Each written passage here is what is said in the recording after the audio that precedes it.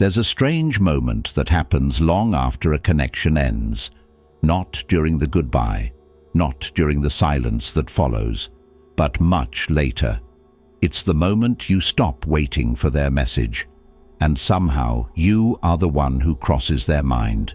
No notification, no reminder, no reason that makes sense. You're not talking anymore. You're not part of their daily life. And yet, there you are, suddenly, quietly. And if you've ever felt this, you've probably asked yourself the same question in the middle of the night or during a random, ordinary moment. Why now? Why would someone think about you after weeks, months, or even years of silence? Most people assume it's coincidence. They tell themselves it's nostalgia or boredom or loneliness. But that explanation never fully fits, because when it happens, it doesn't feel light. It doesn't feel casual. It feels heavy. It feels emotional. It feels like something unfinished, just surfaced without warning. Here's the truth most people don't talk about. The mind doesn't randomly revisit people. It revisits what the heart never fully processed. When you were present in their life, you blended into routine, into familiarity, into the background of their days. You weren't dramatic. You weren't chaotic. You didn't demand attention. You were steady, and because of that, they didn't realize how much emotional space you were holding until that space disappeared.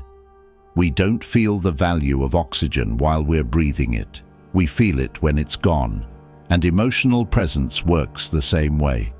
Your absence didn't announce itself.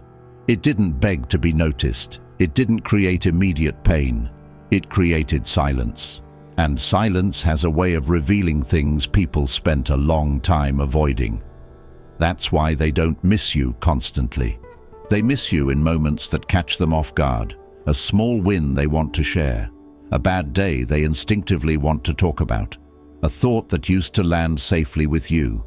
And in that split second, they reach for you, not physically, not intentionally, emotionally, and then it hits them. There's no one there. That's when you cross their mind, not as a memory, not as nostalgia, but as a realization. This isn't about them wanting you back, and it isn't about you going back. It's about understanding something most people learn too late. Some connections don't end when communication does. They settle deeper, into the nervous system, into emotional memory, into the parts of the mind that don't respond to logic. You didn't stop mattering when the conversation stopped. You stopped being visible. And those are not the same thing. People don't always feel loss immediately. Sometimes they need distance before they can feel what was actually holding them together. That's why the pain comes later. That's why the realization arrives quietly. That's why they feel you most when you're no longer there to be felt. And the hardest part, they may never say a word. Because admitting that your absence still affects them would mean admitting they underestimated what you were to them. And for many people, silence feels safer than regret. So if you've ever wondered whether you were easily forgotten, if you've ever questioned whether your presence really mattered, if you've ever felt like you disappeared without leaving a mark, stay with me. Because once you understand why you crossed their mind, you'll stop doubting your impact forever. 1. Why you crossed their mind without warning. You didn't cross their mind because they were lonely, and you didn't cross their mind because something reminded them of you. You crossed their mind because some connections don't fade, they wait. When a bond is emotional, it doesn't end the day communication stops. It settles quietly into memory, into the nervous system, into places where logic doesn't reach. They didn't think about you every day, but when they did, it wasn't casual. It came suddenly, like a pause in their routine, a moment where something felt missing and they couldn't explain why. That's what absence does. It removes the noise and leaves behind the truth. While you were present, your role was subtle. You were the one who understood without needing long explanations, the one who felt familiar, steady, emotionally safe. And because that kind of presence feels normal when it's there, they didn't realize how deeply it was woven into their sense of comfort. Your absence didn't scream for attention, it whispered. And whispers are easy to ignore, until one day they aren't. That's when you cross their mind, not as nostalgia, but as awareness. 2. Why your absence hurts them now. Pain doesn't always arrive when something ends. Sometimes it waits for the right moment to be felt. When you were there, they leaned on your presence without realizing it. Your steadiness softened their days. Your understanding made things feel lighter. And because you didn't demand attention, they didn't notice how much emotional work you were doing just by being there. After you left, life kept moving. They stayed busy. They distracted themselves. But distraction only delays the truth. It doesn't erase it. Eventually, something ordinary happened. A moment where they instinctively reached for you to share a thought, a feeling, a reaction, and that's when the absence landed. Not dramatically, not all at once, but deeply. They didn't just miss you. They missed the version of themselves that existed when you were around. The calmer, safer, more understood version. That's why it hurts now, because delayed pain carries clarity, and clarity has weight. 3. Why they feel it but may never say a word. Just because you cross their mind doesn't mean they'll reach out.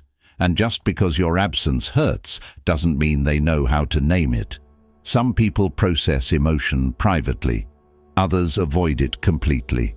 Admitting that your absence still affects them would mean admitting they underestimated what you were to them. It would mean facing regret. And for many that feels heavier than staying silent. So instead of speaking, they remember. Instead of reaching out, they replay moments. Instead of confronting the feeling, they push it down and tell themselves it will pass. But it doesn't fully pass. It shows up when new connections don't feel the same. It shows up in quiet moments when no one understands them the way you did. It shows up as a restlessness they can't explain. Their silence isn't clarity, it's avoidance. And that avoidance doesn't erase the impact you had. It confirms it. 4. What their realization means for you. Knowing that your absence still hurts them can stir a lot inside you. Validation, sadness, even a quiet hope. But this understanding isn't meant to pull you backward. It's meant to release the question that's been sitting in your chest. Did I matter? You did. You mattered enough to leave a mark that shows up in silence. Enough to be remembered without reminders. Enough to be felt without contact. And yet, feeling this doesn't mean you're meant to return. Sometimes awareness comes too late to rebuild what was lost, and sometimes the lesson of a connection isn't reunion, it's clarity. You can hold compassion without reopening a door. You can acknowledge the bond without stepping back into it. 5. What peace looks like now. Peace doesn't mean forgetting. It means remembering without pain. It means knowing you crossed their mind, not because you were unfinished business, but because you were meaningful. You don't need them to reach out. You don't need confirmation or confession. The fact that your absence still has weight is not an invitation to return. It's reassurance that you were real. Some connections are meant to change us, not stay with us forever. And some realizations arrive only after distance makes them unavoidable. You didn't imagine the bond, you didn't exaggerate its depth, and you didn't leave without impact. Let this understanding soften you, not tie you to the past. You don't need to act on every feeling. Some are simply meant to be understood. Your worth was never dependent on someone else's timing, and your absence being felt does not mean you were meant to stay. Sometimes the most loving thing you can do is move forward, carrying the truth, not the longing. If this message reached you, let it settle. You don't need to go back. You don't need answers, and you don't need to reopen what already taught you its lesson. Your absence being felt is not a sign to return. It's proof that you mattered. So honor the connection for what it was. A chapter that changed you, not one meant to continue. If you're ready to stop questioning your worth, to stop replaying silence, and to move forward without carrying doubt, stay here, stay present, and choose yourself, because the truth is simple. You were significant, and now it's time to live like it. Today, you finally listened. If you're ready to choose peace, comment, "I choose myself." Like this video if you're done questioning your sensitivity. Subscribe if you want reminders that love should feel safe, steady, and whole, not something you recover from. You're not late. You're right on time.